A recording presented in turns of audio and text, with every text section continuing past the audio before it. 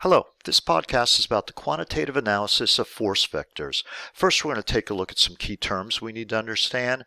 Then we're going to take a deeper look at total force vectors and component force vectors. And finally, we're going to use the physics unit circle and the physics Pythagorean theorem to quantitatively analyze the total force vectors and component force vectors. Let's get started. So let's look at some things we need to know. First, total force, that's the actual force acting on an object. So if I'm pulling a rope up and to the right, the total force would be that tension force of me pulling on the rope. The resultant force, that's just another term for the actual force. So resultant force is a synonym of total force. Then we have our component forces, and these are two perpendicular parts of a total force. So for instance, if in this example the force was me pulling a rope up and to the right, one component of the force would be horizontal to the right, and the other component would be vertically up. And what's important about these component forces, if these two component forces were exerted on the object instead of the total force, the object's motion would be the same. What's important about this is that we can break down a force that's at an angle, we can break it down into its force in the vertical dimension and its force in the horizontal dimension. The x-component force, that's the part of the total force that lies on the x-axis. It is usually parallel to the surface, or we sometimes call that the horizontal component. The y-component force, that's the part of the total force that lies on the y-axis. It is usually perpendicular to the surface and is often called the vertical component. The directional angle is the direction of the force expressed as an angle measured counterclockwise from the positive x-axis. The symbol we give for this angle is the Greek letter theta.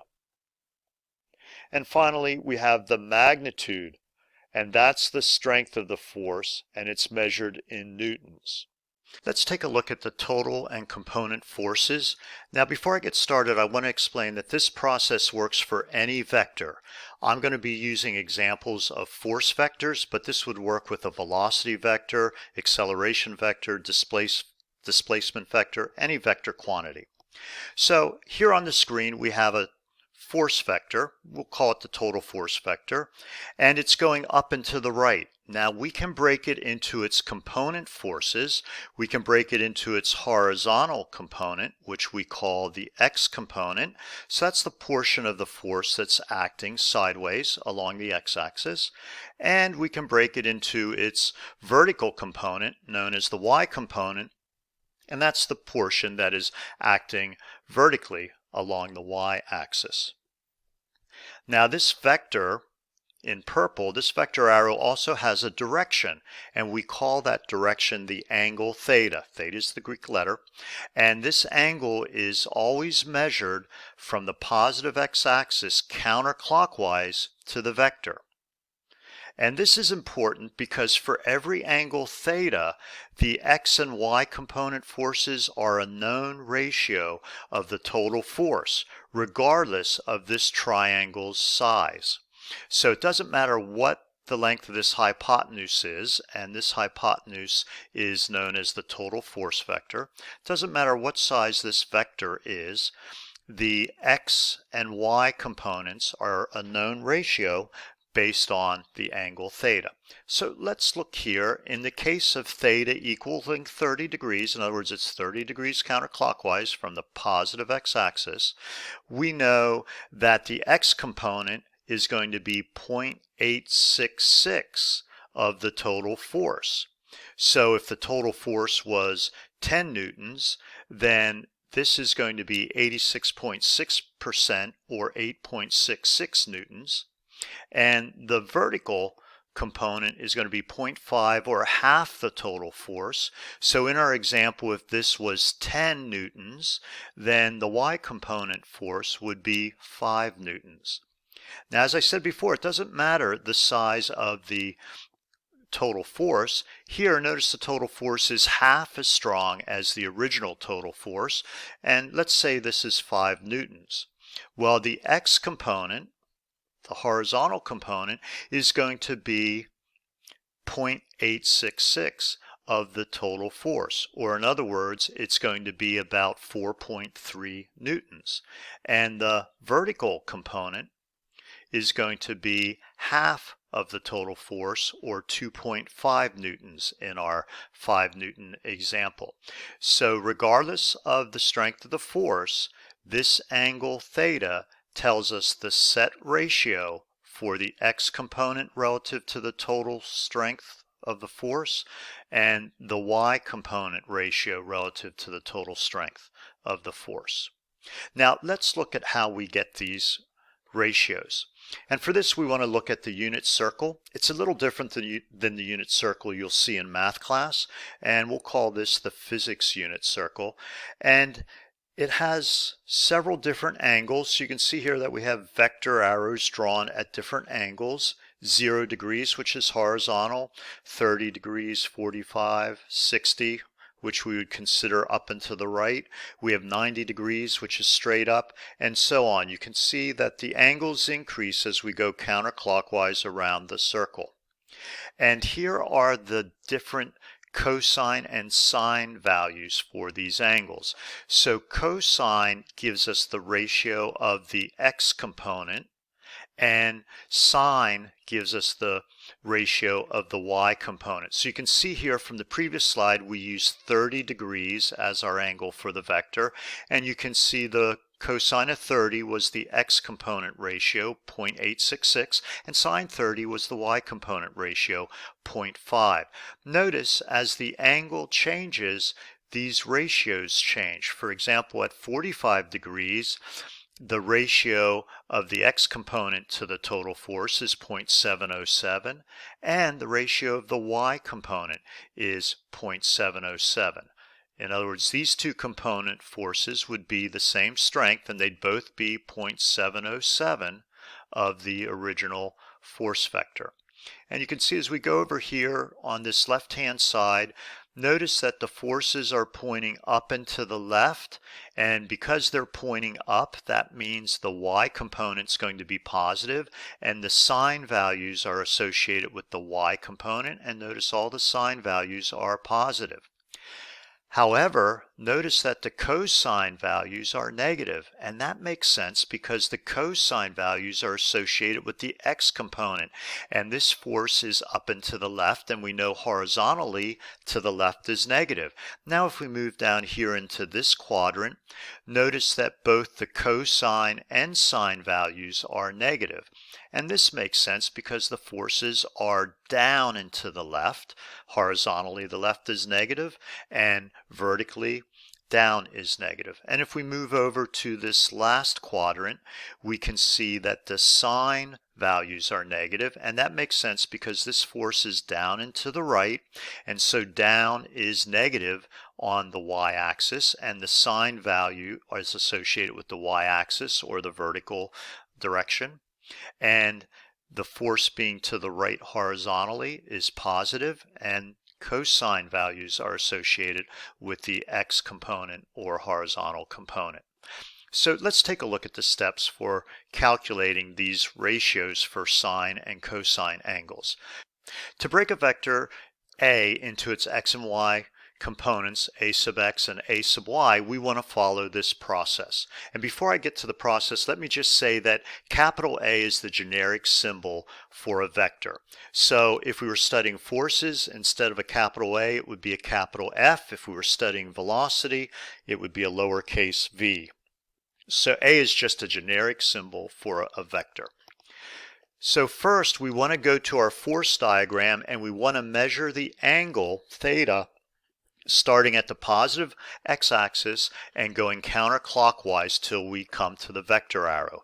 Then once we have that angle theta, we want to go to our unit circle, and we want to find that angle on our unit circle and find the cosine and sine values. So for instance, if we measured the angle to be 210 degrees on the force diagram, we'd come here to 210 degrees and we'd see that the cosine of 210 degrees was negative 0.866 and the sine of 210 degrees would be negative 0.5. These values are important because we'll use them in the equations here to find the x component and the y component. So to find the x component of a vector, you take the magnitude of the total vector and you multiply it by the cosine of theta. And to find the y component, you once again take the total magnitude of the vector and you multiply it by the sine of theta. Let's look at a few examples. So here we want to find the x and y component of this force. This force is up and to the left. If we measure counterclockwise from the positive x-axis, it is 150 degrees, and we know that the magnitude of this force is 100 newtons. Well, what we want to do first, to find the y component, we take 100 newtons times 0.5, and we got the 100 newtons because that's the strength of the total force, and we got the 0.5 because that's the sine of 150 degrees that we got from the unit circle. And when we do that math, we find out that the strength of the y component force is 50 newtons and it's in the positive direction. Similarly, for the x component, we take the total force, 100 newtons, and we multiply it by the cosine of 150 degrees. And from our unit circle, we'd find that that was negative 0.866. And that tells us that the x component is 86.6 newtons strong in the negative direction, or to the left. Moving on to another example. Here we have a tension force that's up and to the right at a 60-degree angle, and the strength of that tension force is 60 newtons. So to find the x and y components, we would go to the total force, 60 newtons, we put that in our equation, then we go to the unit circle and we find that the ratio for the sine of 60 degrees is 0.866. So we multiply that by the total force and we find out that the strength of this y component is 52 newtons, and we find that it's in the positive or up direction. For the x component, we take the total force magnitude, 60 newtons, and we multiply it by the cosine of 60 degrees, and from the unit circle we would see that that was 0.5, and that tells us that the strength of the x component is 30 newtons and it's in the positive direction. Here, different problem. The vector is down and to the right, and here theta is 315 degrees. Now this is a little bit inaccurate. The 315 degrees is from the x-axis counterclockwise. Follow the arrow. That's the 315 degrees. Total force is 98 newtons strong. So to find the x component, we go ahead and put in our total force, and then we find the value for cosine of 315 from the unit circle. We do the math and find out that the x component is 69.3 newtons strong, and it's in the positive direction. We do the same thing for the y component, only we find the sine of 315 degrees from the unit circle, and that's negative 0.707, and that tells us that the strength of the y component is 69.3 newtons, and it's in the negative direction. Let's take a look at one more.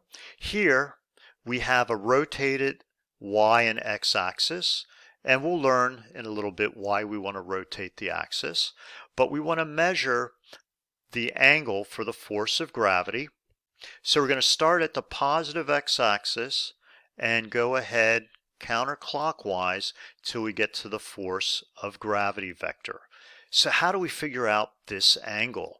They tell us that the slope of this is 30 degrees, okay, but that's not measured counterclockwise from the positive x-axis, that's measured clockwise from the negative x-axis, so we can't use that as theta.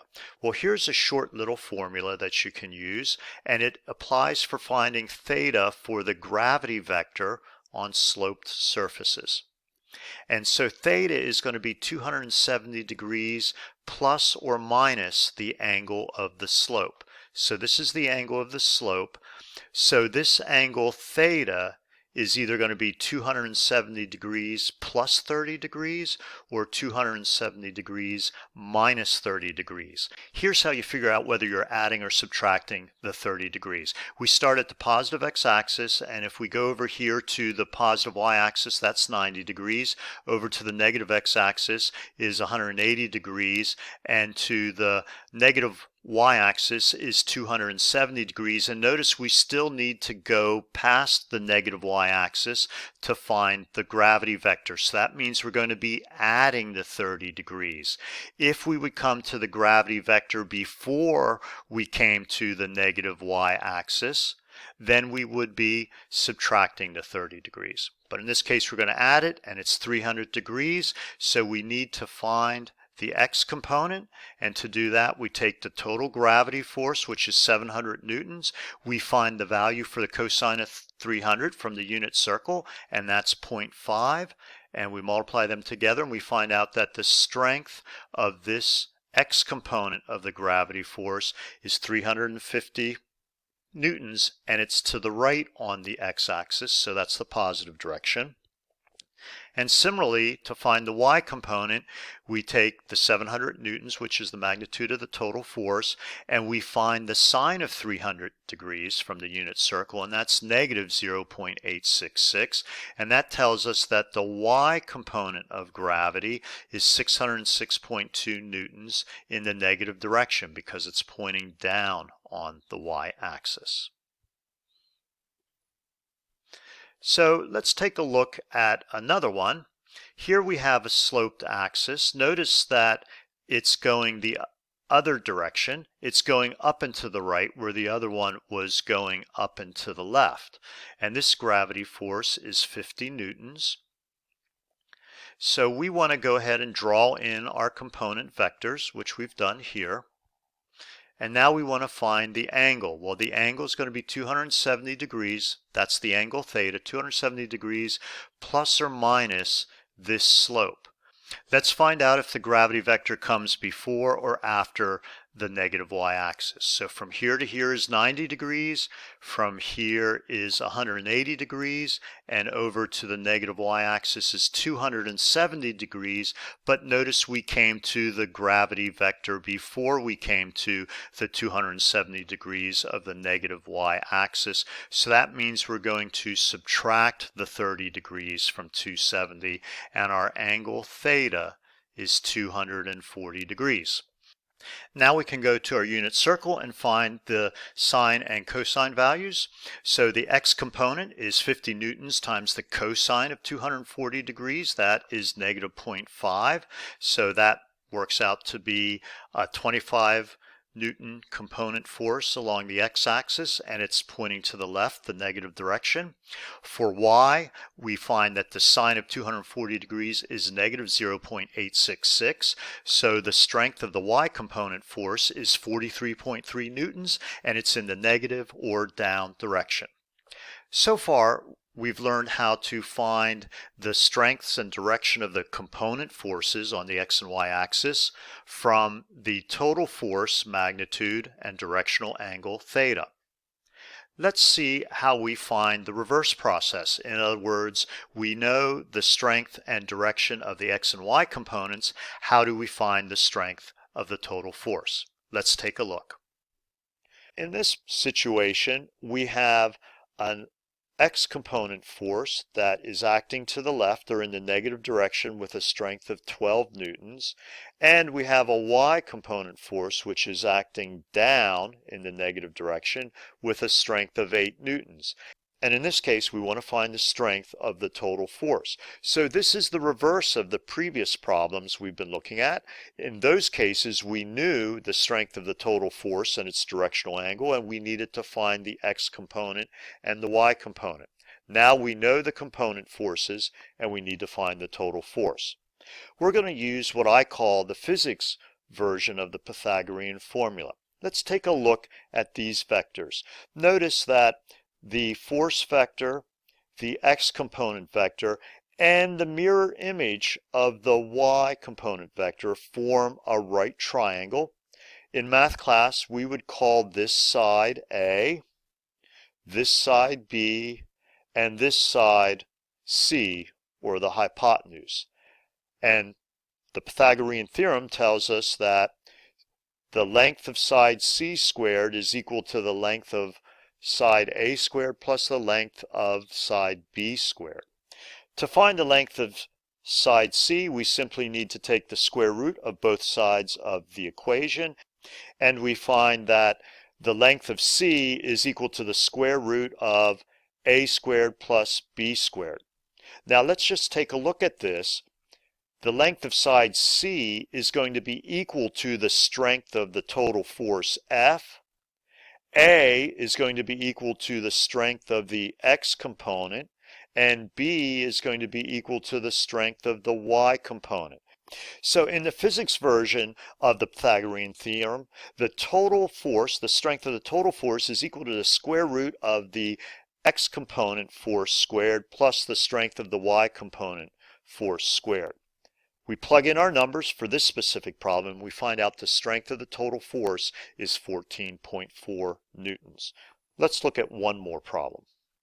Here we have an airplane. Its engines are pushing it to the right with a thrust force of 6,500 newtons.